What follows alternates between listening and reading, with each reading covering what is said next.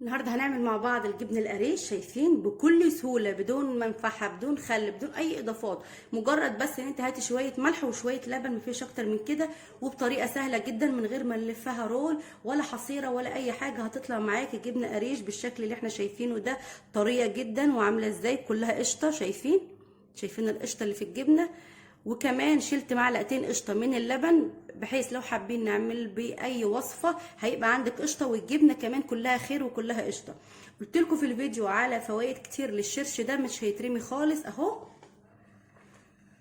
اتمنى بقى تدعموني باللايك، ولو عندكم اي سؤال او اي استفسار اكتبوا لي في التعليقات وانا ان شاء الله هرد عليكم. تعالوا بقى نشوف الطريقه على طول.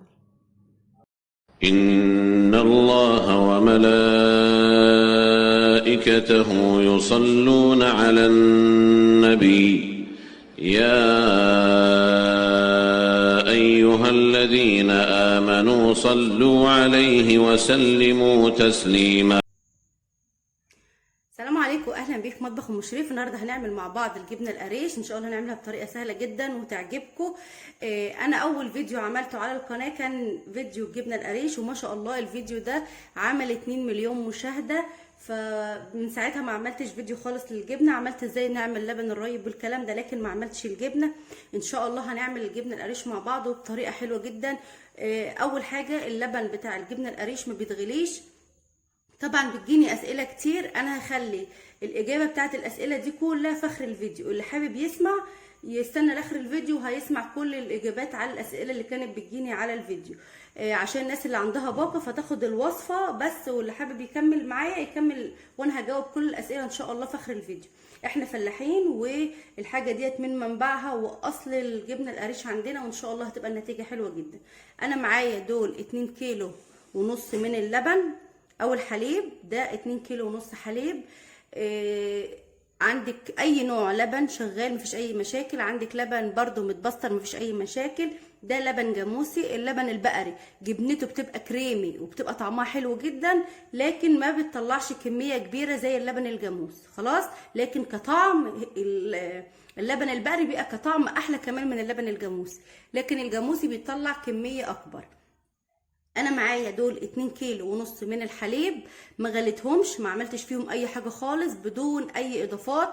ناس كتير كانت مستغربه في الفيديو اللي فات ازاي اللبن او الحليب راب لوحده كده من غير ما احط له خل ولا منفعه ولا اجزه ولا اي نوع من اي حاجه يعني. لا، مفيش اي اضافات ولا اي حاجه. ان شاء الله هتشوفوا معايا.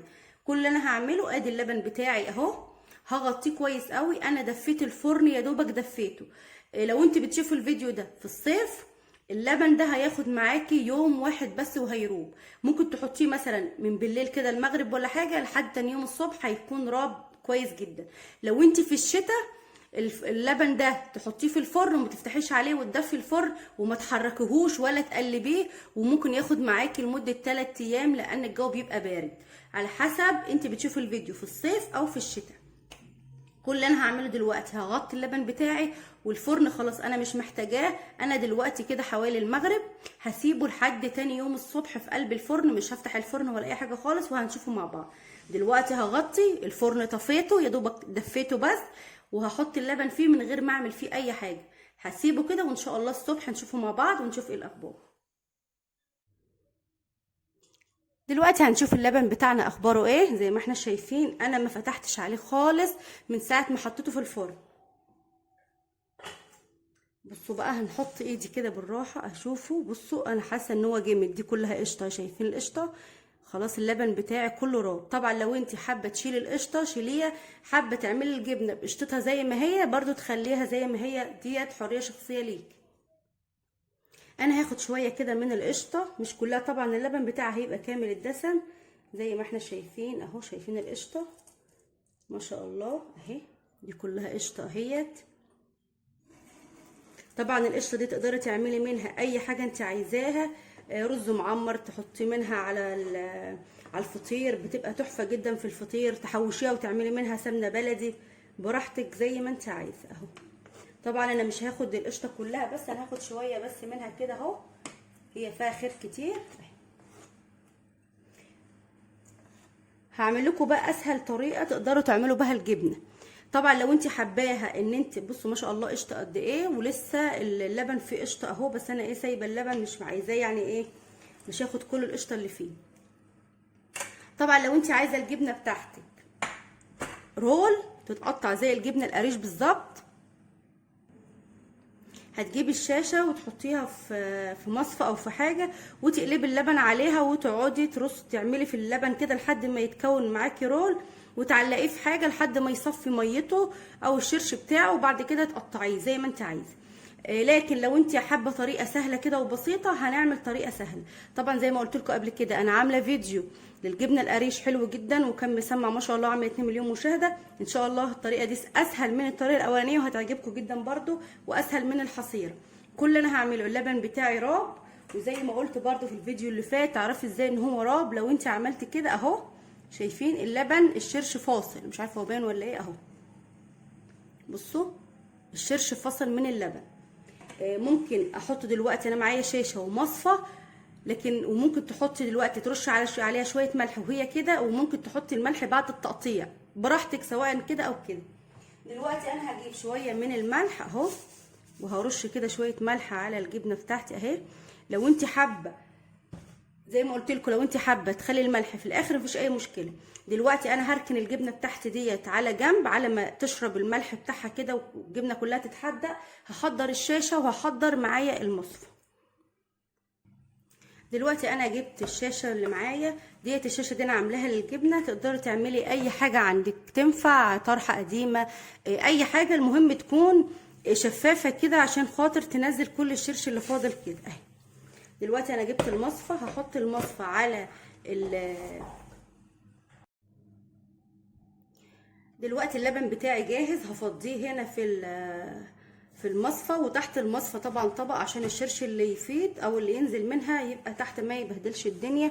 هنقول بسم الله الرحمن الرحيم وهنعدل كده المصفى اهي، اتمنى انها تكون باينه، ونقول بسم الله الرحمن الرحيم وننزل مره واحده كده. هحاول بس اسويها عشان انا مش عايزاها اهي. بصوا هسيبها زي ما هي كده في الحله او في المصفى زي ما هي تصفي، مش هلعب فيها ولا هحركها، وهي هتبقى جامده على وضعها ده. لو انت حابه تعمليها رول زي ما قلت لكم بنفس الشاشه وبنفس دي، بس هتفركيها كده ببعضها وتحركيها رول شويه وتلميها وتعلقيها في حاجه. ديت اسهل طريقه لعمل الجبنه. طبعا مش هحط عليها تقل ولا حاجه، هي هتصفي ميتها منها فيها لان اللبن رايب كويس قوي، احنا شايفينه معانا متماسك وعامل ازاي اهو. هسيبها حوالي ساعه كده ولا حاجه ونرجع نشوفها تاني مع بعض. دلوقتي هنشوف الجبنه بتاعتنا اخبارها ايه. هنقول بسم الله الرحمن الرحيم. طبعا شايفين الشرش اللي هي نزلته، هقول لكم على استخدامات كتير للشرش ده اهو.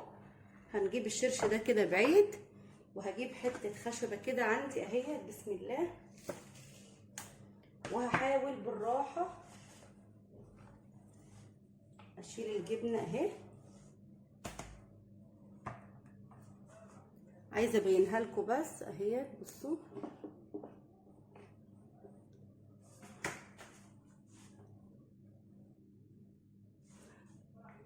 عايزه ابين لكم الجبنه.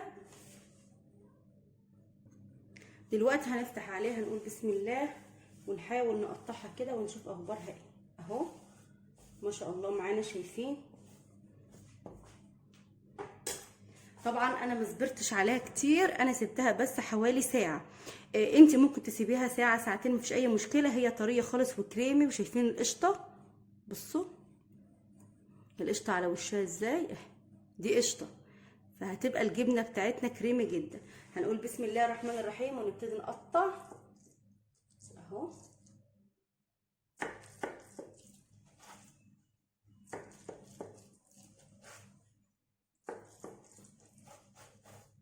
شايفين ما شاء الله هي طبعا هي حادقه، احنا حطينا الملح بتاعها اهي.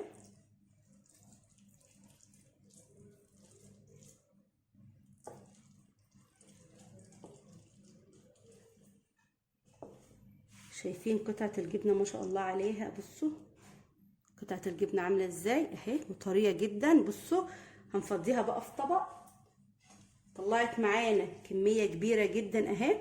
عايزه اقول لكم لو انتوا حابين تخلوها تاخد نفس الشكل نفس الشكل بتاع الجبنه القريش وهي لسه طريه. قبل ما تسيبوها تتصفى خالص، هاتي الشوكه كده وانزلي بالشوكه على حته الجبنه، هتطلع معاكي نفس التجزيعه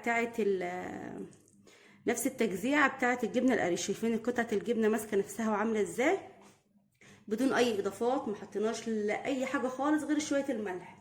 طبعا انا بشيلها بالراحه لان هي لسه طريه اهي. شايفين قطعه الجبنه عامله ازاي، ما شاء الله عليها اهي اهوت، كريمي جدا، الجبنه طالعه كريمي اهي ما شاء الله. عملت لنا كميه كبيره اهي، واسهل طريقه، مش عايزين بقى لا حصيره ولا اي حاجه خالص. هقول لكم بقى تحفظوها ازاي عشان تقعد معاكم فتره طويله كده وهي طريه زي ما احنا شايفينها كده. اول حاجه الشرش اللي طلع مننا من الجبنه ديت هتحطوا عليه شويه ملح، وتقوموا جايين بعد الجبنه دي ما تبات ليله في التلاجة وتلاقوها نشفت ومسكت نفسها خالص، نقوم جايين حاطين الجبنه نرصها في الشرش ويكون الشرش مغطيها. الشرش ده استخداماته ايه؟ ممكن الشرش ده، شايفين بصوا الجبنه عامله ازاي، بصوا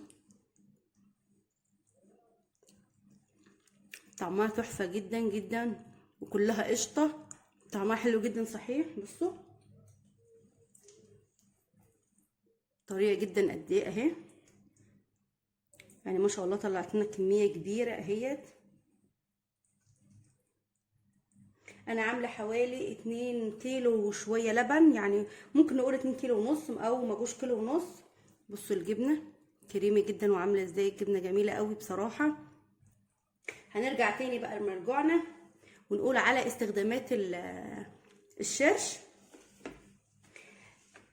لو انت عايزه الشرش تعملي بيه تعجني بيه مثلا اي معجنات، خلاص اعجني بيه اي معجنات انت عايزاها اهي، هيبقى حلو جدا. تعملي بيه قرص، تعملي بيه عيش، تعملي بيه اي حاجه، مفيش اي مشكله. عايزه اقول لكم ان الشرش ده بيشربوه عشان التخسيس، بتشربيه كده كوبايه بالليل قبل ما تنامي بدل الزبادي اللي هو بالليمون ده، هايل جدا برضو لان الشرش ده كله بروتين.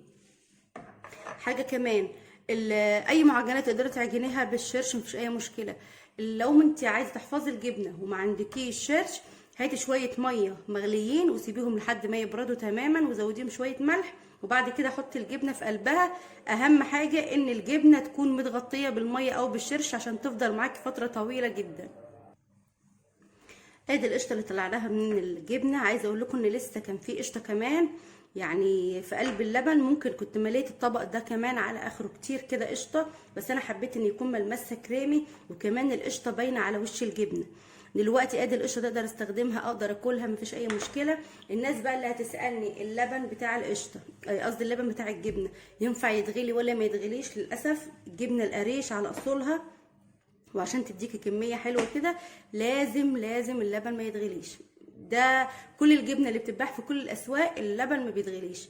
والله حابه جربي مثلا كيلو كده، اغلي اللبن وسيبيه يروب واعملي منه. لقيتيها عمل جبنه وبقى كويس مفيش اي مشكله.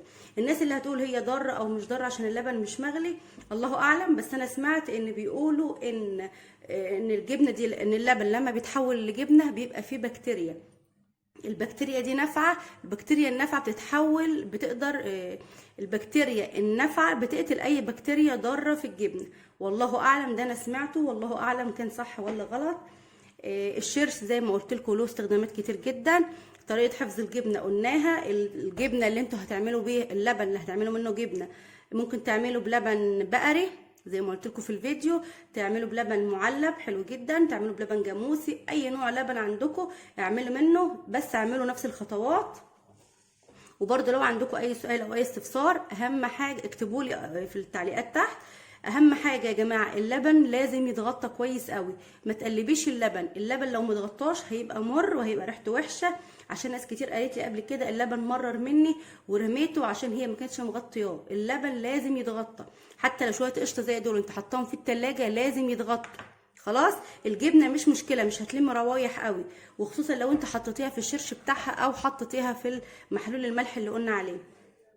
دي الاسئله اللي كانت في بالي. لو انتوا طبعا عندكم اي سؤال تاني انا هرد عليكم، ما ببخلش على اي حد خالص بمعلومه. اتمنى بقى الوصفه تكون عجبتكم، ما تنسونوش بقى في لايك للفيديو بالله عليكم، والى اللقاء ان شاء الله في فيديو جديد. دي اول فطيره طلعت معانا. لو الفطيره ما شاء الله هي طالعه طريه معايا ما فيهاش اي مشكله، بس انا هقول لك لو الفرن بتاعك بينشف الفطير هتعملي ايه. هتجيب بخاخه ميه الرذاذ الخفيف. بسم الله الرحمن الرحيم. بصوا البخه خفيفه ازاي اهي، بختين بس كده خفاف. وبقوم جايبه حته قماشه على طول او صاجه تانية. دي حته قماشه طبعا انا عاملاها للفطير اهي. وبقوم جايه مغطياها بالشكل ده اهو، وبسيبها لحد ما تتبخر وتشرب البخار بتاعها، وبتبقى طريه جدا. دلوقتي هنتابع الفطيره التانية اللي في الفرن.